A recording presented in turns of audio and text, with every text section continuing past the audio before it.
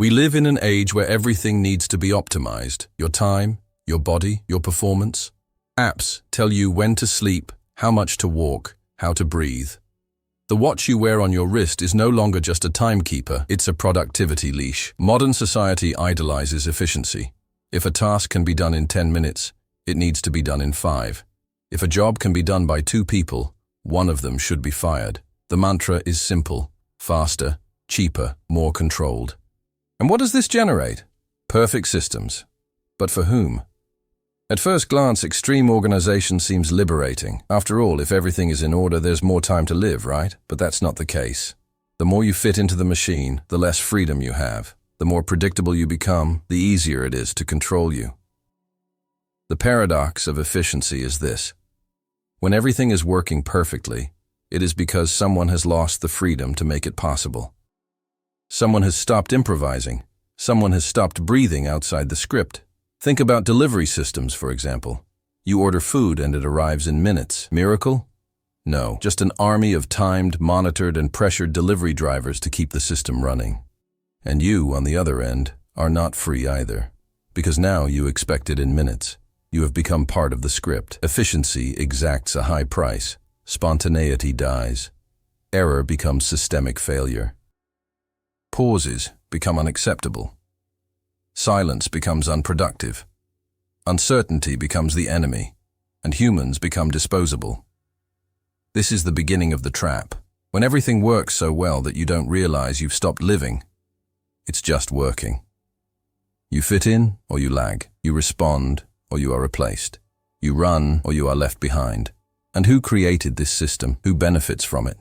Modern work is no longer work. It is behavioral engineering. The company is no longer just a place of production. It is a social machine. Just look around. The office is timed. The cell phone monitors. The software calculates. The employee becomes a human resource, and his subjectivity becomes noise. What matters is not how he thinks, feels, or lives. What matters is, does he deliver? This is the new model of control. There are no more shouting or authoritarian bosses. Now it is the system that monitors. It is the algorithm that decides. The pressure does not come from a person. It comes from the platform. And you, whether you like it or not, end up adapting. Companies don't just ask you for productivity. They want continuous performance, a robot with empathy, a human with the battery of a machine. You can't have bad days. You can't be unmotivated. You can't stay silent. Because there are daily meetings, check-ins, OKRs, quarterly goals, and KPIs. All of this to ensure that your freedom is always under suspicion. And the most ironic thing? The speech is beautiful. It talks about culture, purpose, belonging. But everything is organized so that you never stop proving yourself. The obsession with efficiency has created a new kind of prison. The prison of the good employee. You wake up early, deliver, attend meetings, and receive praise. But you can't explain why you're tired. There was no physical exertion. There was no risk. But your mind is exhausted because you've been drained by something invisible: silent control. These social machines are perfect in one respect. They make you think you are free, when in fact you are operating within a script you never wrote. There is no room for doubt. There is no room for slowness. And above all, there is no room for the unpredictable. Because efficiency hates the unexpected, and the human is the unexpected. And so, to keep the machine running, humanity is pruned. Creativity is squeezed, rest is guilt, and freedom is replaced by a career path. But is this system inevitable? Have you noticed that everything today needs to be measured? How many steps you took, how many hours you slept, how many calories you consumed, how many likes you received, how many minutes you were focused. What was once lived is now counted. What was once felt is now recorded. We live in an era in which existence itself has become a dashboard. Everything has become data. Everything needs to generate a curve, a graph, an improvement. This is the era of efficient living. But there is something profoundly inhumane about this model, because what cannot be measured is discarded. No one measures the joy of an afternoon spent doing nothing. No one counts the value of an honest conversation that had no practical use.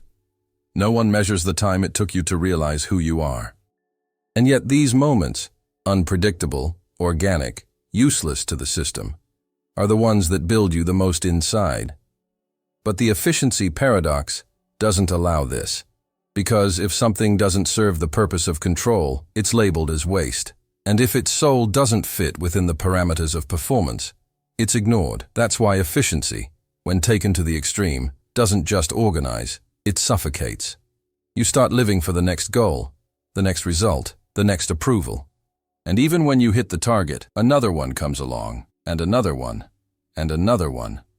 The cycle never ends. The system doesn't want you to stop. Because if you stop, you might start asking questions. And if you ask yourself, why am I living like this? This is precisely why so many young workers feel an emptiness they can't name. It's not a lack of salary. It's not a lack of Wi-Fi. It's not a lack of organization. It's a lack of meaning. It's a lack of space for the soul to breathe.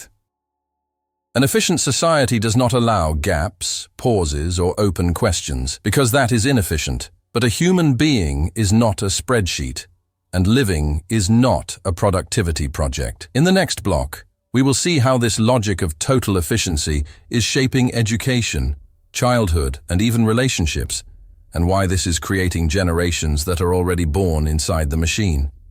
Even before they learn to walk, many children already have a schedule. English classes, music lessons, swimming lessons, tutoring. From an early age, they learn that time must be occupied, controlled, and optimized. Childhood has become a project. School has become a performance factory. Free play has been replaced by activities with clear objectives. Spontaneity has been replaced by tests. Doubt has been replaced by answer sheets. Education has become an assembly line. And the student has become a piece that needs to be ready for the market. But who defines what it means to be ready? This industrialized logic of efficiency didn't stop at the economy. It invaded the heart of culture. It shaped parents, teachers, relationships. Now, even love has become emotional productivity. If the other person doesn't add to you, they're no use. As if feelings were departments with goals. Relationships have become contracts. Friendships have become strategic alliances. Time spent with others needs to be productive. It needs to be useful. It needs to fit into your schedule. And those who don't adapt suffer. Young people look around and feel a silent guilt for being so tired. But it's not just physical exhaustion, it's existential exhaustion. Because what's expected of them is not just to function, it's to superperform, to always be ready, always on point, always productive, even when they can barely breathe. The social machine has taught you a lie, that the more you do, the freer you become. But the truth is different. The more you adapt to the logic of total efficiency, the further away you become from yourself. You become a reflection of what the system demands, and you forget what you really want. Worse still, when someone tries to break out of this logic, they are immediately labeled as lazy, a dreamer, or out of touch with reality, because the machine defends itself. It needs everyone to operate within it. Questioning it is a threat. The question then is, how can we recover the freedom that was exchanged for control disguised as organization? Have you ever felt guilty for resting, for not responding to a message right away, for not getting enough done on an average day? This invisible guilt is the clearest symptom of the modern prison. We live in a constant state of hyperconnection. But it's not connection with others. It's self-surveillance. It's as if we were constantly in front of a mirror that evaluates, did you produce? Were you efficient? Do you deserve to exist today? It's this kind of mindset that's creating epidemics of silent anxiety. Millions of people with packed schedules, unfulfilled goals, and empty hearts. Because the problem isn't a lack of effort. It's a lack of purpose. Total efficiency creates a constant mental noise, a noise that prevents inner silence.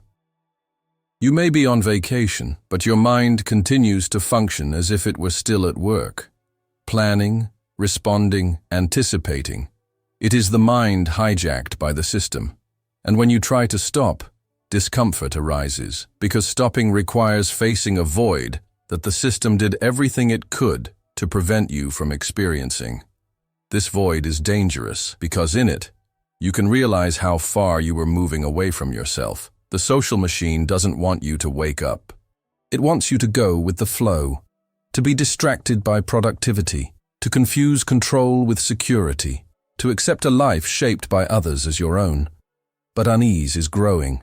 More and more young people are realizing that following the script doesn't guarantee meaning, that achieving everything doesn't mean having everything, that success without freedom is just another form of elegant imprisonment. Some are beginning to question 12-hour workdays. Others are rejecting the idea that they need to be available all the time. Some are even leaving the system, even though they are afraid, because they understand that staying sane takes courage. The silent revolt is taking shape, and perhaps this is the beginning of a turning point.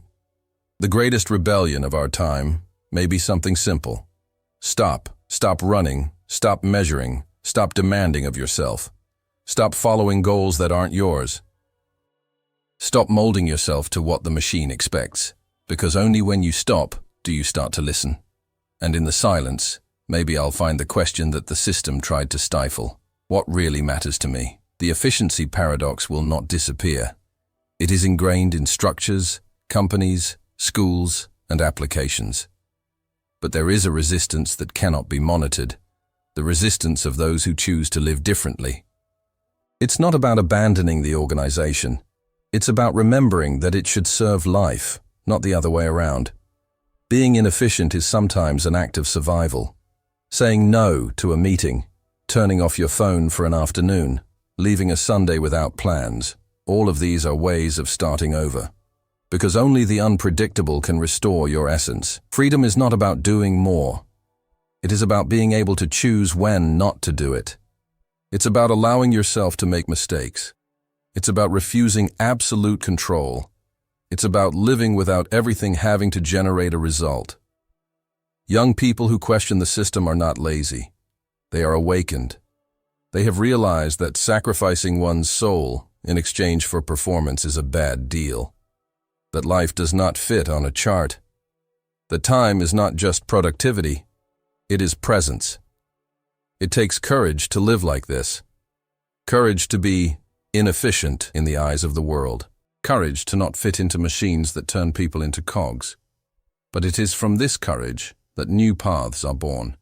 Because deep down, we all feel we were not made just to function. We were made to feel, create, make mistakes, fall, get up, and live with the dignity of those who do not need to justify themselves all the time. Efficiency has its place, but it can never be larger than life. Maybe it's time to stop running,